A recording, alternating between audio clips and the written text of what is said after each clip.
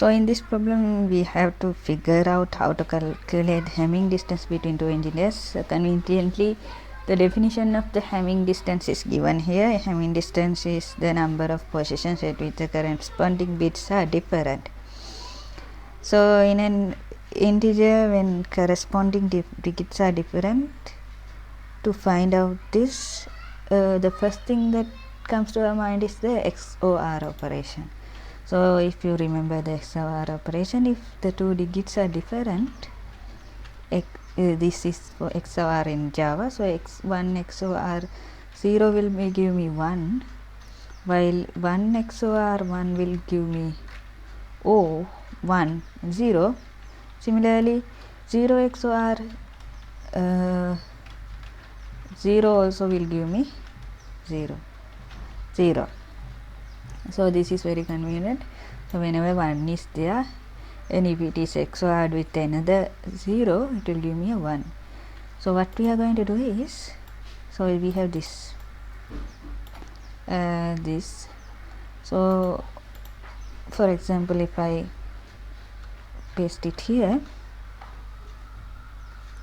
so you can see, so if it is 1 XOR 4 will be like this. So all these places, this first will be 0, and this one will be 1, second one will be 1, third one will be 0, fourth one will be 1.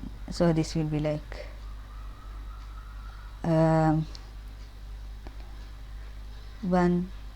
0 1. So number of we have to count the number of ones here to see in every position where there is a difference of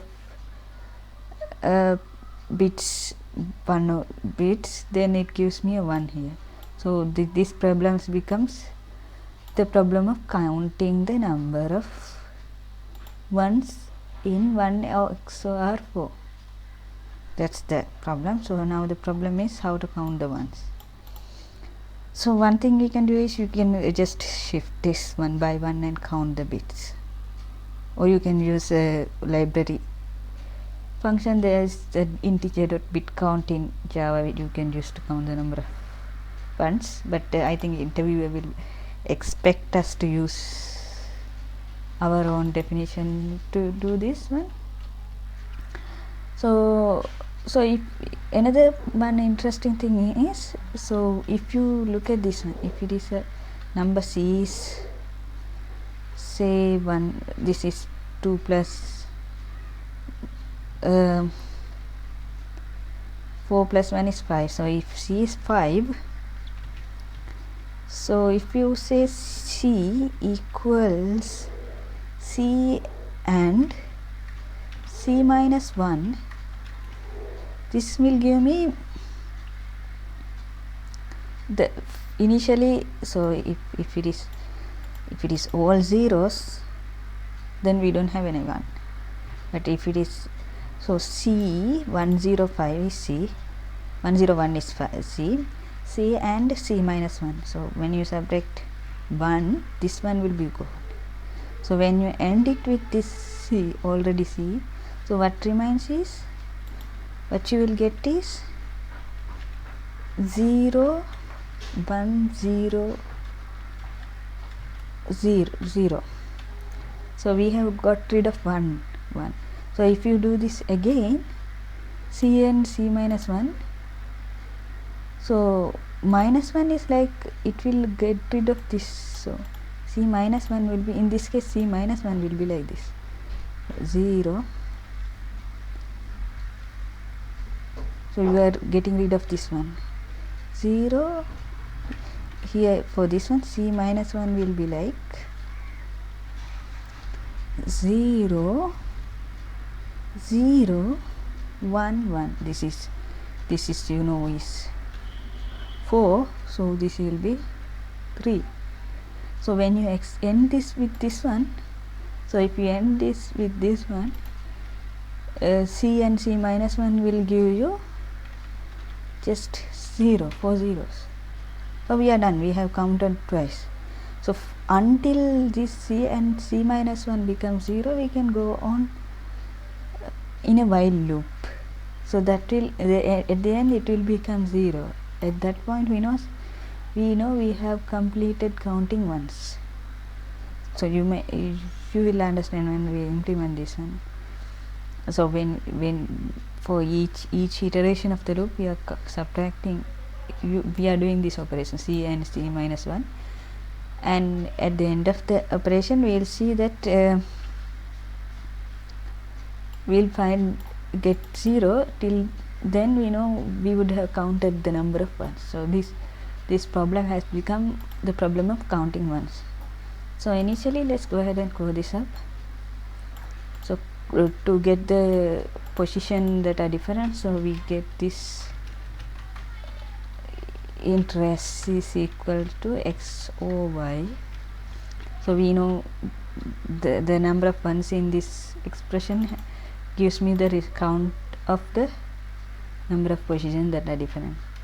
So int count equals 0 while res greater than 0. So if it is already 0, so if all the positions are same, that means they are 0, so count will be 0. If it is greater than 0, what we do is res equals res and res minus 1.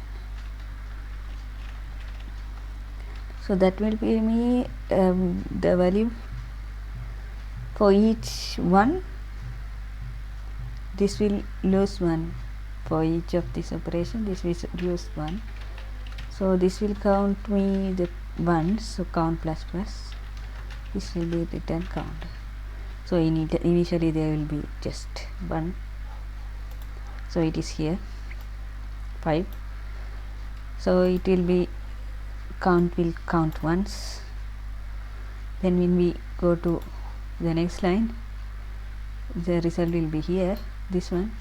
Then count will count twice, and then that will be 0. We are done. So this is a standard way to count. This is faster than shifting each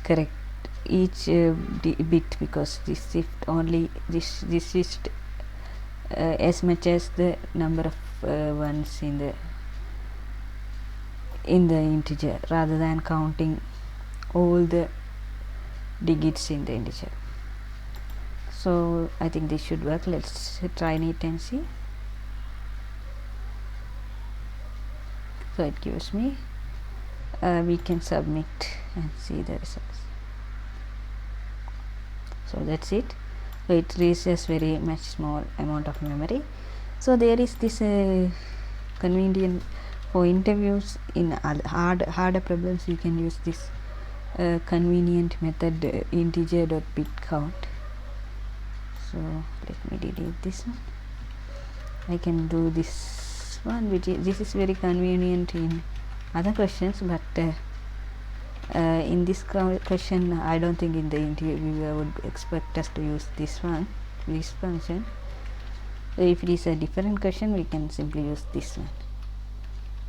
So that will also give us the same answer.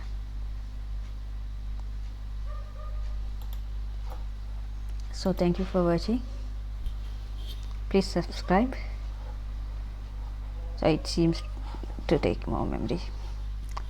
Thank you for watching. Yeah.